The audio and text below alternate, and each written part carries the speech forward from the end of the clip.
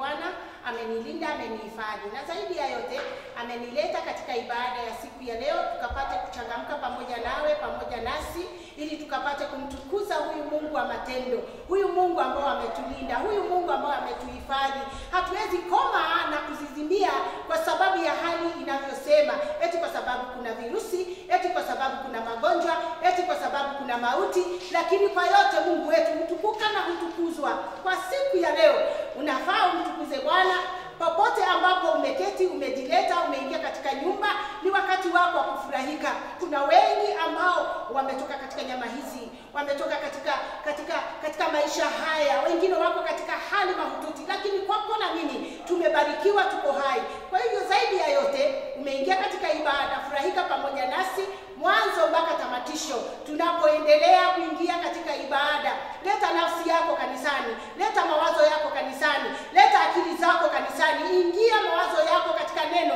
Utakapoweka hisia zako katika neno, nataka kukuweka kwa taarifa, utatoka kwa ibada mama ndugu ukibarikiwa na ukiwa tayari umeitwa mwana, tayari umeitwa mbarikiwa. Tunapoendelea ni wakati wetu wa kuwakaribisha waimbaji ambao wanaitwa Nyumba ya Yuda. Watu hawa wanapochukua madhabahu, watu hawa wanapochukua ushukani wao, nakwambia ndugu yangu na dada yangu, Mungu hukaa katikati ya sifa za wateule wake. Hivyo siku ya leo tunapojiandaa kusikia neno, tunapojiandaa kusikia uimbaji, hakika tayarisha moyo wako, imba pamoja na waimbaji, changamka ndani ya moyo wako, na ninakuahidi kwamba ulivyokuja sivyo utakavyoenda. Ubarikiwe tunapowachukua na kuwaleta madhabahuni, ili wakapate kutuleta na kutupeleka katika kiwango hicho kingine. Bwana apate kuwabariki.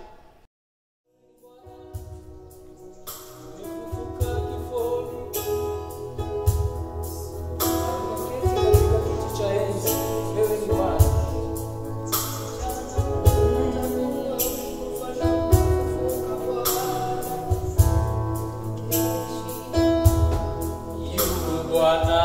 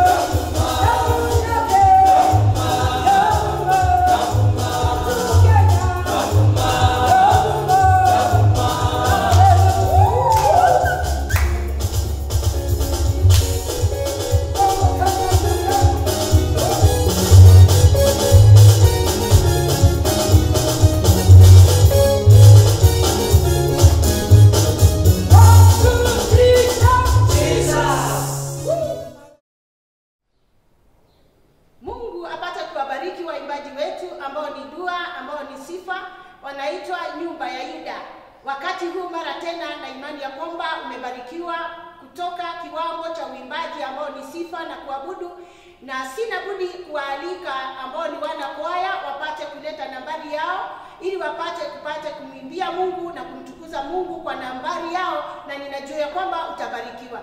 Barikiwa unapowasikiliza.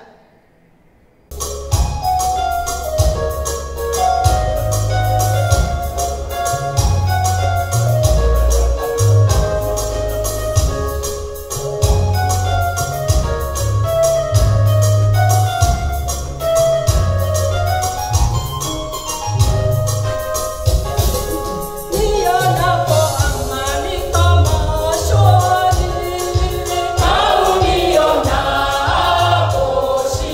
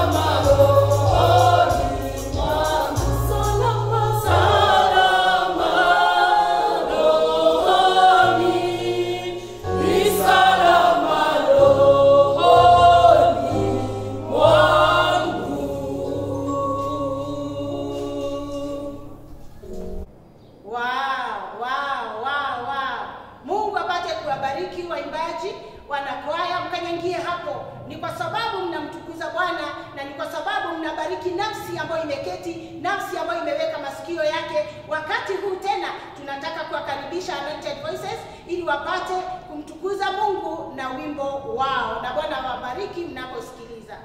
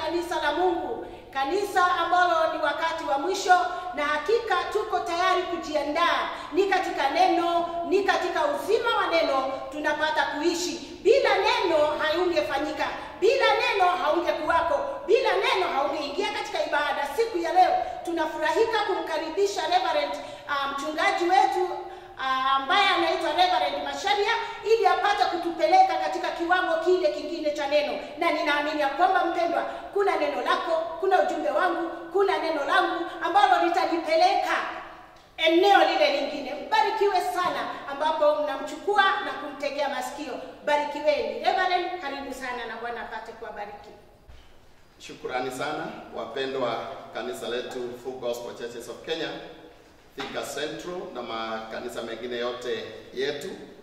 Siku ya leo ningelipenda kuwasalimu katika jina la Yesu Kristo. Wakati mwema, wakati wa Pasaka ya mwaka huu 2021, na wakati ambao tumekumbwa na janga ama shida ambayo tumekuwa nayo ya corona, wakati ambao COVID-19 imezidisha kiwango chake, lakini kwa sababu ya kuhakikisha ya kwamba misingi ya neno inaendelea na inapata kufua dafu, tunaendelea katika kuwaletea ujumbe katika wakati huu, mkiwa manyumbani mwenu, mkiwa mahali popote mliko, na kama ambavyo tulivyopangana na viongozi na vile ambavyo tumeweka kutokana na wale ambao wana organize our Easter Convention.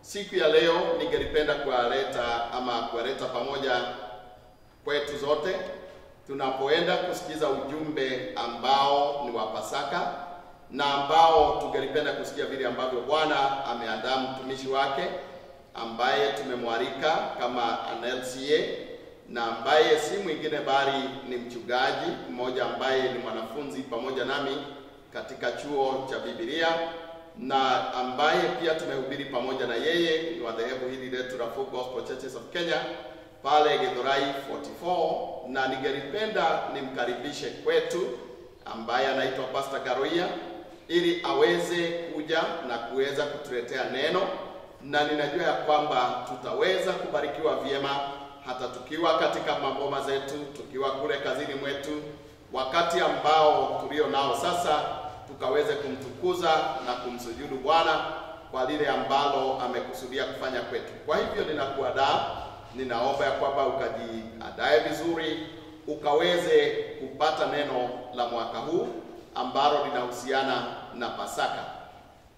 Ningelipenda kusema tu kidogo ya kwamba igawa kanisa la Bwana maeneo ambayo tuko counties 5 tumewekewa lockdowns, ni vyema kujua ya kwamba neno la Bwana halijafungwa, na kwa hivyo linaweza kuendelea. Neno la Bwana halijatiliwa shaka, kwa hivyo litaendelea kufanya kazi yake. Na kwa hivyo ningelipenda niwaombe wapendwa wote mahali popote tuliko ya kwamba tukaweze kutii katika hizi sheria ambazo zimewekwa na mikaza ambayo tumewekewa, lakini tugundue ya kwamba neno la Bwana halijafungwa kamwe. Kwa hivyo jumuika nasi, makinika nasi wakati tunapoenda kusikia neno kwa utukufu wake Bwana aliye muombezi wetu na ambaye alitufia msalabani kwa ajili ya dhambi zetu. Ningelipenda tu niombe, na nikimaliza kuomba nitamkaribisha Pastor Garoia ambaye atatuletea neno, na ninaamini ya kwamba ukiwa mahali popote uliko utabarikiwa. Tuombe. Mtakatifu Baba wa milele na Mungu wa utukufu, katika jina la Yesu Kristo, na kushukuru kwa sababu ya neema na fadhili ambazo umezionyesha kwetu. Umekuwa mwema katika siku zote tangia tulipokuamini, na hata kabla ya kukuamini Bwana, wewe umekuwa Mungu na haubadiliki kamwe. Kweli tunapitia kwenye kipindi ambacho ni kigumu, lakini kwa sababu ya tumaini katika neno lako, tunaamini ya kwamba hata magonjwa na maradhi ambayo yanaangamiza wengi katika wiki ambayo tulio nayo, hii ambayo ni ya Pasaka, unaenda kuponya watu wengi tunapoenda kujifunza kuhusu wema na ukuu na mema ambayo tunapata kutoka kwenye madhabahu yako. Na tunaamini ya kwamba ni kwa sababu tu ya madhabahu Bwana ulifa pale msalabani kwa sababu ya kutuokoa na kuturejesha kwa Baba. Kwa hivyo tunakutukuza na tunakuabudu. Katika jina lako Yesu Kristo mwana wa Mungu tunaomba na tena tunaamini. Amen. Nichukue nafasi hii kumshukuru Reverend Moses Musharia kwa sababu ya kunikaribisha hapa. Hakika yeye ni rafiki yangu. Mimi ni mchungaji Joseph Garoia John kutoka kanisa la Githurai Full Gospel Churches of Kenya, na ninashukuru kwa sababu ya kusimama katika madhabahu haya, maana madhabahu haya ni yake, lakini alipotoa mwaliko nije niweze kushiriki neno lake Mwenyezi Mungu, ndiposa nimekuja na ili niweze kushiriki hilo neno kwa msaada wa Roho Mtakatifu katika jina la Yesu. Mimi ni mchungaji, niko na mke mmoja na watoto 3, na tena mimi ni babu wa watoto 3, na ninashukuru Bwana kwa sababu ya hiyo. hivyo pokeeni salamu kutoka kwa mke wangu, aliweza kunituma na salamu, nizipokee kwa jina la Yesu Kristo, na ninajua ya kwamba Bwana anaenda kuwabariki na kuwatenda mema. Kwa hivyo bila kupoteza wakati, tunaendelea na neno letu ambalo mada ya kongamano hili, the Easter Convention, ni rebuilding the broken altars, kujenga madhabahu yaliyoweza kubomoka. Kwa hivyo tunashukuru Bwana kwa sababu nataka kusema hivi, tulipoweza kumwamini Bwana wetu Yesu Kristo, wewe pamoja nami, tulianza safari ya kuweza kutembea pamoja na Mungu. Na yeye Mungu alipokuokoa na aliponiokoa, aliweza kutujumulisha na kutuhusisha katika kazi ya ujenzi ama kazi ya restoration. Na katika kitabu cha Jeremiah sura yake ya kwanza mstari wake wa 10, nataka nisome neno hilo kwa kifupi katika jina la Yesu Kristo, na ili upate kuelewa kile ambacho nataka kuzungumza, ya kwamba Mungu alipokuokoa wewe pamoja nami, aliweza kutujumulisha katika kikundi cha watu ambao wanaitwa wajenzi wa kuweza kujenga mambo yaliyoweza kubomoka. Na Mungu alipomuita Jeremiah, aliweza kunena na Yeremia maneno haya katika Jeremiah 1 sura yake ya 10, Jeremiah chapter 1 and verse 10. This is what the Bible says. Biblia inasema hivi, angalia nimekuweka leo juu ya mataifa na juu ya falme, ili kung'oa na kubomoa na kuharibu na kuangamiza, ili kujenga na kupanda. Jina la Bwana lipewe sifa. Kwa hivyo Mungu alipokuokoa na akaniokoa, tulipojiunga na yeye kupitia kwa imani huyu Yesu Kristo, aliweza kutujumulisha katika kikundi cha watu ambao wamepewa majukumu hayo kadhaa. Kazi ya kwanza ni kung'oa. Biblia inasema kung'oa na kubomoa. Jambo la pili anasema kwamba kuharibu na kuangamiza. Kazi ya tatu ambayo tumepewa na Mungu ni kujenga na kupanda. Jina la Bwana lipewe sifa. So the work of building haiwezi kuanza, kazi ya kujenga haiwezi ikaanza mpaka wakati tatizo ama shida itakapoweza kupatikana. So wakati ambapo utaweza kutambua kuna shida, hapo ndipo kazi ya ujenzi itakapoanza katika jina la Yesu Kristo. Na ninashukuru Bwana, maana tunaposherehekea Easter Convention hii ya mwaka wa 2021, ijapokuwa tunasherehekea wakati ambapo mji wetu na kaunti zetu zimewekwa under lockdown, tunashukuru Bwana maana neno la Bwana halijafungwa. Neno la Mungu ndilo tunalolihitaji. Na Yesu Kristo akasema ya kwamba mwanadamu hataishi kwa ajili ya mkate, lakini ataishi kwa ajili ya kila neno litakalotoka katika kinywa chake Mwenyezi Mungu, katika jina la Yesu Kristo wa Nazareti. Na kwa hivyo ninataka kushiriki neno hili nikijenga juu ya ujumbe ambao tumeweza kupewa, ama the theme of this convention. Ninasema kuhusu rebuilding the broken altar.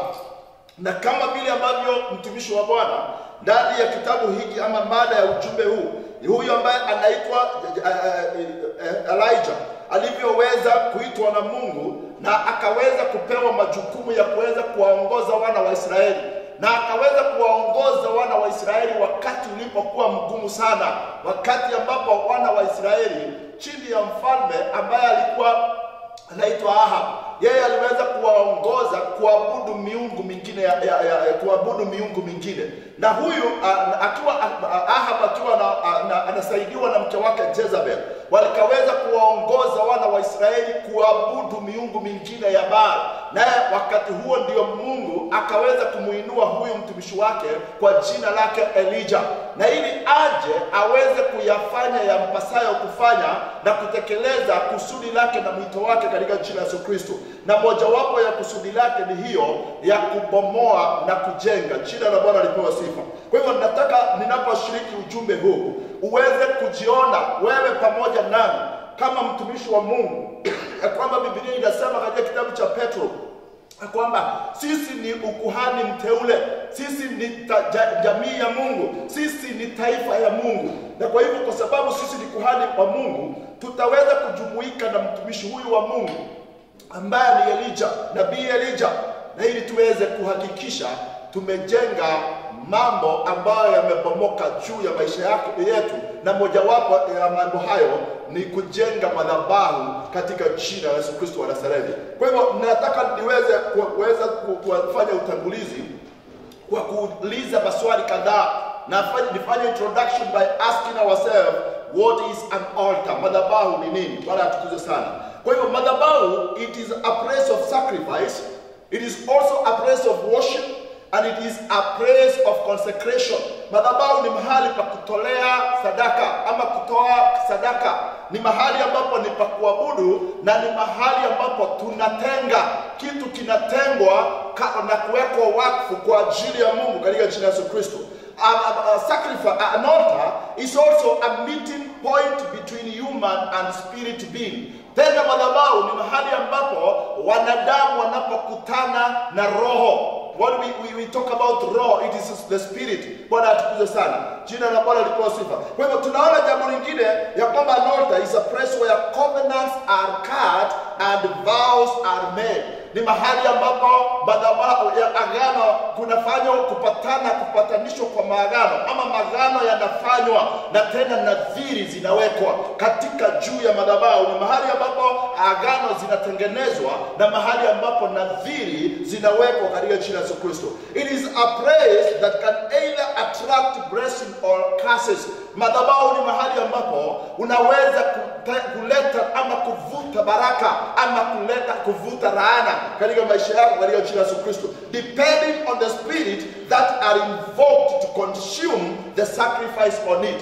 Yani kupokea baraka ama kupokea laana inategemea ni roho aina gani ambaye ameweza kuitwa aje apokee sadaka ambazo zinatolewa mahali pale katika jina la Yesu Kristo wa Nazareti. And so allow me to show you the characteristic of altars. Yani ni kuonyesha mambo ya maana ama ya muhimu, na mambo ya muhimu kuhusiana na hii ambao tunaita the altar. Jina la Bwana lipewe sifa. Wakati Mungu alipoweza kuwatoa wana wa Israeli huko Misri, Mungu kupitia kwa Musa, kuna jambo moja ambalo alioweza kuwaambia na akaweza kuwatayarisha wana wa Israeli watakapofika katika nchi ya ahadi. Wakati huu walikuwa jangwani, wametolewa nchi ya Misri ama nchi ya utumwa, na wakiwa safarini kuelekea jangwani, Mungu kupitia kwa mtumishi wake huyu ambaye anaitwa Musa aliweza kumwambia Musa awaambie wana wa Israeli maneno haya katika kitabu cha Exodus chapter 34 and verse 13. Exodus chapter 34 and verse 13, this is what the Bible says. Kuna maneno ambayo Mungu alimwambia huyu mtumishi wake katika kitabu cha Kutoka 34 mstari wa 13, na aliweza kuwaambia maneno haya katika jina la Yesu Kristo wa Nazareti. Bali wacha tuanzie hapo mstari wa 12. Exodus chapter 34 verse 12 and 13 inasema hivi: ujihadhari nafsi yako usije ukafanya agano na wenyeji wa nchi ile unayoiendea, lisiwe mtego katikati yako. Mstari wa 13 Biblia inasema ya kwamba bali utabomoa madhabahu zao na kuvunja nguzo zao na kuyakatakata mashera yao. Jina la Bwana lipewe sifa. Kwa hivyo Mungu hakukimia, aliweza kuwapatia wana wa Israeli mashauri, maana alijua hawa watu wataenda kulivi nchi. Na by the way, ni vizuri tuweze kutambua nchi ya Israeli, nchi ya Kanaani, sio ya kwamba ilikuwa ni nchi ambayo ilikuwa ni vacant, ya kwamba haikuwa ina wenyeji. Kulikuwa na mataifa zaidi ya 7 ambao walikuwa ni wenyeji wa ile nchi, lakini kwa sababu walikuwa wamefika kiwango kumkasirisha Mungu, tunaona ya kwamba walikuwa wameabudu miungu mingine, na Mungu alipokasirika, yeye aliweza kupeana nchi yao kwa ajili ya watu wengine katika jina la Yesu Kristo. Tutaiona hao tunapoendelea na nguvu ama the characteristic of the altar. Na kwa hivyo Mungu aliweza kuwashauri watu hao, mtakapofika mahali pale, madhabahu yaliyoinuliwa katika nchi hiyo, maana sio madhabahu ya kunitukuza mimi, sio madhabahu ya kuweza kutukuza jina langu, sio madhabahu ya haki na utakatifu. Mtakapofika mahali pale, akaweza kuwapatia amri na sheria ya kwamba muweze kuyaangamiza. Sheria ilikuwa bali utabomoa madhabahu zao na kuvunja nguvu nguzo zao na kuyakatakata mashera, na hiyo ndiyo amri ambayo Mungu aliweza kupeana kwa wana wa Israeli. Kwa hivyo ninataka nikuonyeshe kuhusu what we call the characteristic of an altar. Ni mambo ambayo yanaandamana ama mambo ambayo yanayopatikana katika madhabahu, na ili tuweze kuelewa katika jina la Yesu Kristo. Jambo la kwanza, the characteristic of an altar. Tunasema ya kwamba altars have power to bless or curse. Ya kwamba madhabahu yana nguvu ya kubariki ama kulaani. Hilo ndilo jambo la kwanza. Inategemea ama inajalisha sana madhabahu ambayo unayoabudu, madhabahu ambayo yameinuka juu ya maisha yako yana nguvu aina mbili. Nguvu ya kwanza ni nguvu ya kukubariki na nguvu ya kuweza kukulaani. Jina la Bwana lipewe sifa. Na kwa hivyo tunataka tuweze kuangalia mambo hayo ya kwamba upate kuelewa katika kitabu cha Numbers chapter 23 from verse 1 up to verse 20. Mambo haya yameandikika vizuri mahali pale kuhusiana na mtu mmoja ambaye alikuwa anaitwa nabii Balaam. Huyu mtu ambaye alikuwa anaitwa Balaam aliweza kupewa kazi ya kuweza kuwalaani wana wa Israeli, lakini alipojaribu kuweza kuwalaani hawakuweza kulaanika. Ingawa alitengeneza madhabahu 7 apate kuwalaani wale ambao walikuwa wanaitwa Waisraeli, hawakupata kufikiwa na laana. Maana tunasema ya kwamba madhabahu ambayo yameinuka juu ya maisha yako yana nguvu ya kukubariki ama yana nguvu ya kuweza kukulaani. Ashukuriwe Yesu Kristo mwana wa Mungu, maana madhabahu yanaonena juu ya maisha yetu yana nguvu ya kuharibu na kubomoa nguvu zote za giza juu ya maisha yetu, juu ya taifa letu, juu ya jamii zetu, hata juu ya kanisa lake katika jina la Yesu Kristo wa Nazareti. Madhabahu, altars speak for generation. Ya kwamba madhabahu yananena hata kwa kizazi mpaka kizazi. Kama madhabahu yale yalikuwa mema, yatazidi kunena kwa kizazi baada ya kizazi mpaka hata kizazi cha 4 katika jina la Yesu Kristo wa Nazareti. Na kwa hivyo ni vizuri tuweze kutambua ya kwamba jambo la kwanza kuhusiana na madhabahu yana nguvu ya kukubariki na hata kukulaani. Inategemea ni aina ya madhabahu gani ambayo yananena juu ya maisha yako. Na tutakapoendelea ndio unaona Mungu anasema madhabahu mengine yabomolewe, na ili madhabahu mabaya yabomolewe, na ili madhabahu yaliyo mema yapata kuinuka na kusimama katika jina la Yesu Kristo wa Nazareti. Kwa hivyo tunaangalia jambo la pili ambalo linahusiana, the second characteristic of an altar is that to make a progress in your life, you need to make progress in your life. That means kama unataka kufanya hatua kuendelea katika maisha yako na urithi baraka ambazo Mungu amekuwekea kama jamii, kama kanisa, kama taifa na kama community, ni lazima tuweze kujua ya kwamba inatupasa tuweze kubomoa the old altars ambao ziliweza kuinuliwa mbele kabla yetu na wale ambao wanaitwa mababu zetu katika maisha yetu katika jina la Yesu Kristo. Lazima we need to destroy the old altars ambazo hazikumtukuza Mungu juu ya maisha yetu katika jina la Yesu Kristo wa Nazareti. Ninaposema maneno haya, ninatoa mfano wa mtu mmoja ambaye anaitwa Gideoni. Gideoni katika kitabu cha Judges chapter 6 from verse 11 up to verse 32. Judges chapter 6 from verse 11 up to verse 32. There is a very interesting story ya mwanaume mmoja ambaye aliitwa Gideoni. Gideoni baba yake alikuwa ni kuhani wa madhabahu ya Baal, na alipolelewa chini ya madhabahu hayo, kila wakati alipotaka kufanya kazi, alifanya kazi lakini mshahara ulienda kwa mtu mwingine. Kila wakati alipopanda mbegu na akaiweza kuipalilia, yule aliyekuja kuvuna mavuno ni mtu mwingine.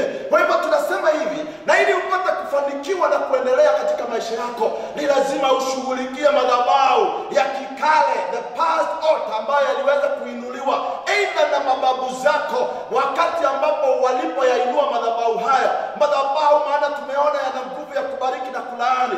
Yanaponena kuna mambo ambayo yanatendeka ambayo sio ya kawaida. Gideoni pamoja na wana wa Israeli muda wa miaka 7 walipata hasara wakiwa wanapanda mwaka wa kwanza, Wafilisti ndio walikuja kuvuna.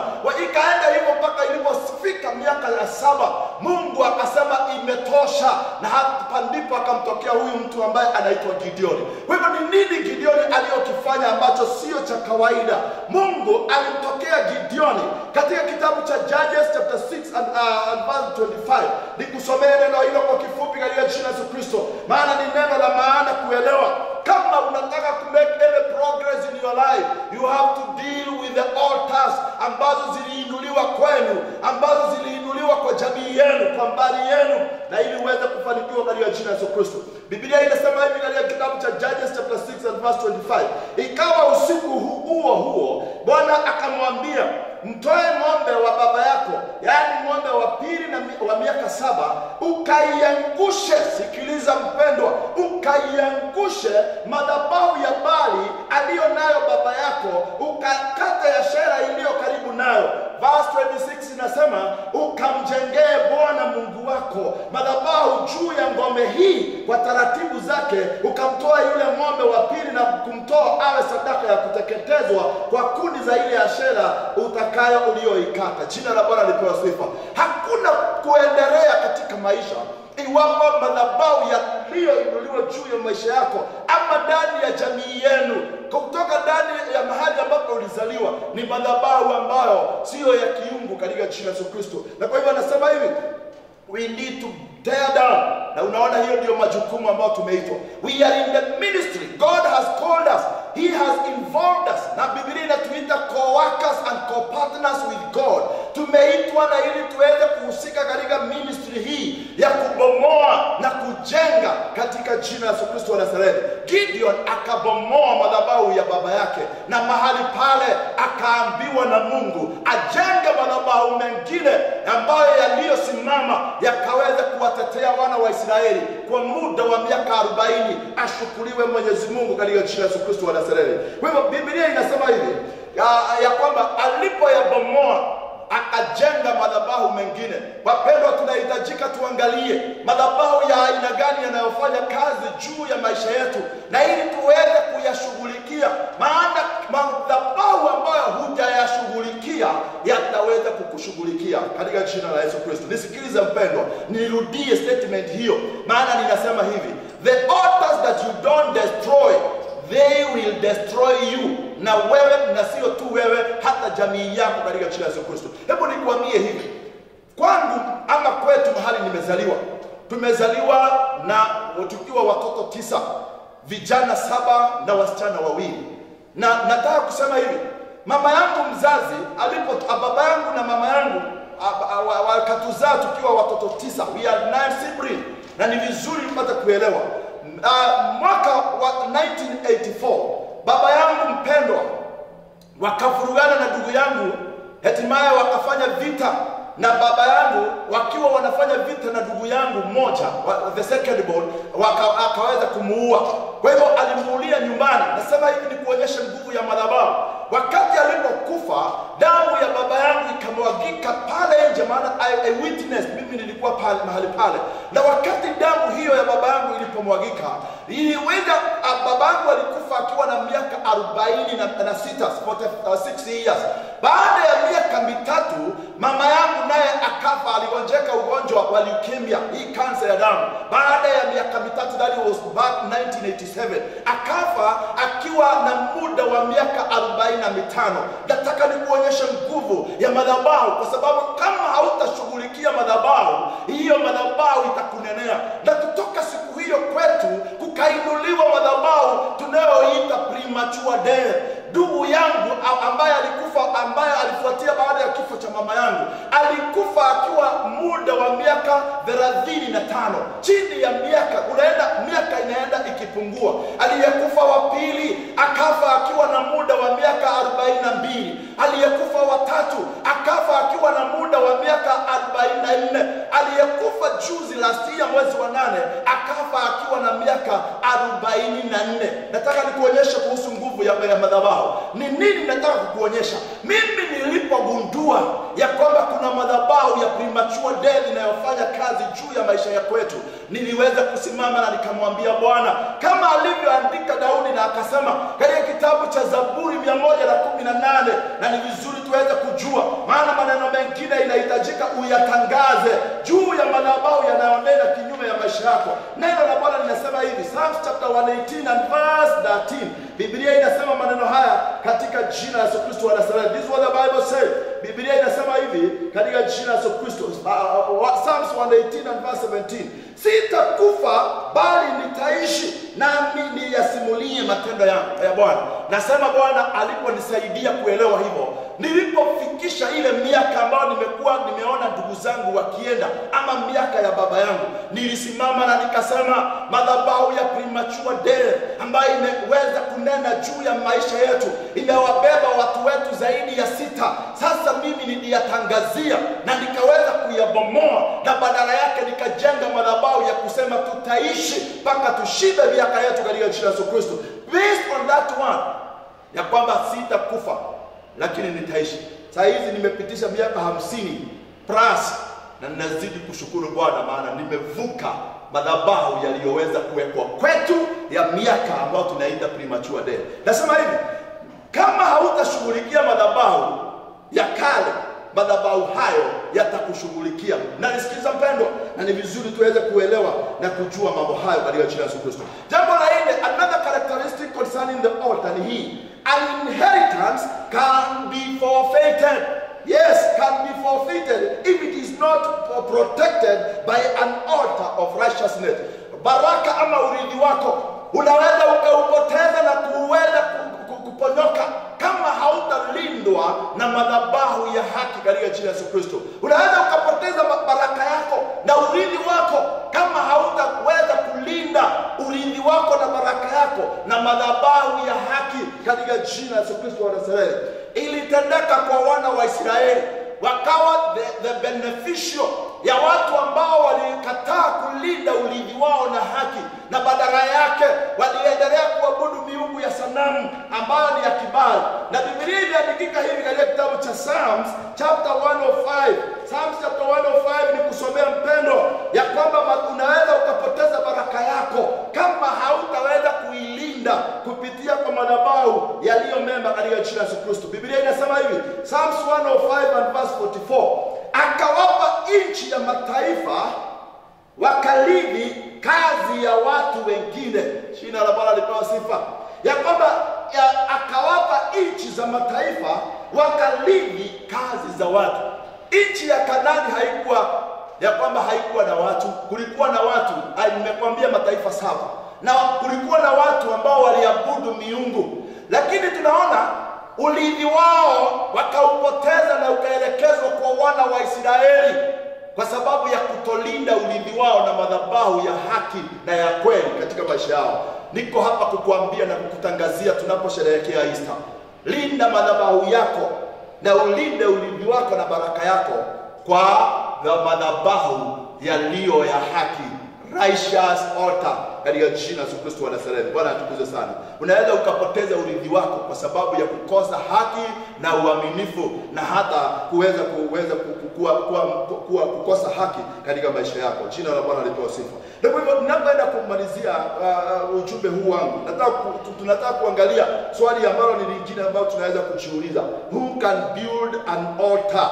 Ni nani ambaye anaweza kujenga madhabahu? It is only a person who is spiritually alive and holy. Yeye ndiye ambaye anaweza kujenga madhabahu katika jina la Yesu Kristo. Mtu ambaye ameweza kufufuka na ako uhai kiroho kupitia kwa kumwamini Bwana wetu Yesu Kristo. Maana wakati wa Easter tunasherehekea kufa na kufufuka kwa Bwana wetu Yesu Kristo. Yeyote ambaye anamwamini Bwana wetu Yesu Kristo ameweza kuhuishwa na kufanyika mtu mpya. Maana Biblia hata Paulo alisema ya kwamba tazama, mambo ya kale yameweza kuisha. Kwa hivyo kama utajenga madhabahu, ni yule mtu ambaye ako na qualifications zifuatazo. 1 ni mtu ambaye amemwamini Bwana wetu Yesu Kristo akamkubali kama Bwana na Mwokozi. Na jambo la pili, mtu huyo anaishi maisha ya kiutakatifu katika jina la Yesu Kristo wa Nazareth. Hallelujah.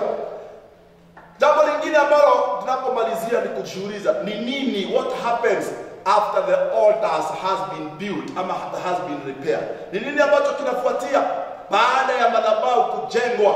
Ni swali ambalo nataka tuliangalie ninapoenda kutamatisha ujumbe wangu katika jina la Yesu Kristo wa Nazareti.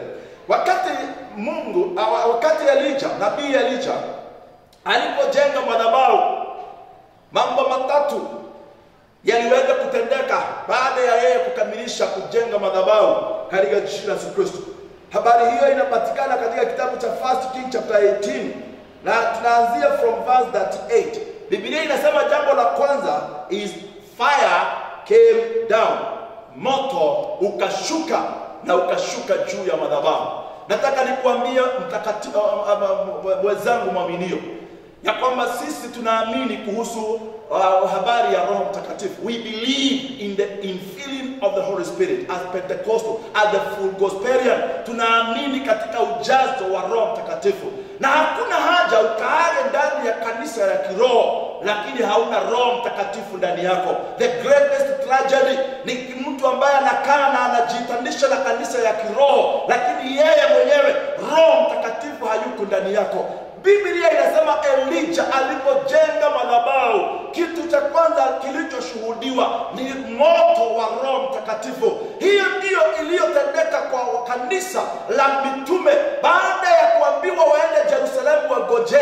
Neno la Bwana linasema katika kitabu cha Matendo ya Mitume 2, moto na mwali wa moto wa Roho Mtakatifu ukashuka juu ya wale wanafunzi 120 na ukawa juu ya kila mmoja wao katika jina la Yesu Kristo. Tunahitaji Roho Mtakatifu, tunahitaji moto wa Roho. Na jambo la pili lililotendeka ni ya kwamba fear came back to God's people. Hali ya hofu ya kumcha Bwana. Maana watu hawamuogope Mungu. Wanaweza kufanya lolote na kusema lolote. Lakini tunasema wakati ambapo moto uliposhuka, watu waliokuwa pale karibu wakajawa na hofu ya Mungu. Jina la Bwana lipewe sifa. Wakati tumejenga madhabahu na kuyasimamisha, watu wataweza kujawa na hofu ya kumuogopa Mungu. Badala ya kumuogopa Mungu, watu wacha nikuambie wamemzoea Mungu. Watu wamekuwa na mazoea ya kumzoea Mungu. Lakini madhabahu ilipojengwa, jambo la pili lililofanyika katika mstari wa 39, the Bible says that people waliweza kumfia, they feared God. Jambo la tatu lililofanyika baada ya madhabahu kujengwa ni ya kwamba wickedness was judged. Hali ya maovu na kutenda udhalimu na maovu, Mungu aliweza kuhukumu mabaya. Na niko hapa kusema katika mstari wa 40, Judges chapter 18 and verse 40, wale manabii wa habari zaidi ya 400 Elijah aliweza kuamuru waliokuwa pamoja na wao wawakusanye na waweze kuwaua wote. Na hivyo ndivyo Mungu atakavyotenda. Madhabahu yatakaposimama, kitu la kwanza ni ya kwamba moto wa Roho Mtakatifu utashuka. Jambo la pili ni ya kwamba hofu ya kumcha Bwana itashuka juu ya waaminio. Na jambo la tatu ni ya kwamba maovu yataweza kuhukumiwa katika jina la Yesu. Tunatazamia wakati ambapo janga la corona litakapohukumiwa na Bwana liondoke katika taifa letu. Hii jinamizi ambalo limewaangamiza watu wengi na kuondoa kwetu wapendwa tuliowadhamini. We are looking forward wakati ambapo litakuwa limeondolewa katika jina la Yesu Kristo. Na kwa sababu ya wakati niruhusu nikuweke kikomo mahali hapo. Lakini niseme hivi, tumeitwa na ili tuweze kujenga madhabahu upya katika jina la Yesu Kristo wa Nazareti. Na tutakapoyajenga upya, kuna mambo ya ajabu tutakayoyashuhudia katika jina la Yesu Kristo. Tuweze kuomba na tuamini. Mungu, ninakushukuru kwa sababu ya ujumbe wako. Tunapoendelea na kongamano hili, ninakushukuru kwa sababu umeweza kunenea wapendwa kuhusu kuhusika kujenga madhabahu kiupya. Kama vile Elijah alivyoyajenga madhabahu kiupya, akashuhudia moto kutoka mbinguni, akaweza kushuhudia watu wakiwa na hofu ya kumcha Mungu. Na jambo la tatu ni ya kwamba akawahukumu manabii wa Baal. Tunaomba wakati huu katika karne hii ya 21 utatusaidia kujenga madhabahu yaliyobomoka katika ndani ya jamii, kazini na ndani ya taifa, na ili tuyatupilia mbali na kuyabomoa madhabahu ya kishetani yanayonena na kutawala juu ya taifa hili. Uweze kubarikiwa na upate kwa heshima na adhamu. Utubariki na uendelee kututenda mema. Kwa jina la Yesu Kristo nimeomba na hata kuamini. Amen. Bwana uweze kuwabariki na watende mema katika jina la Yesu Kristo wa Nazareti. Amen.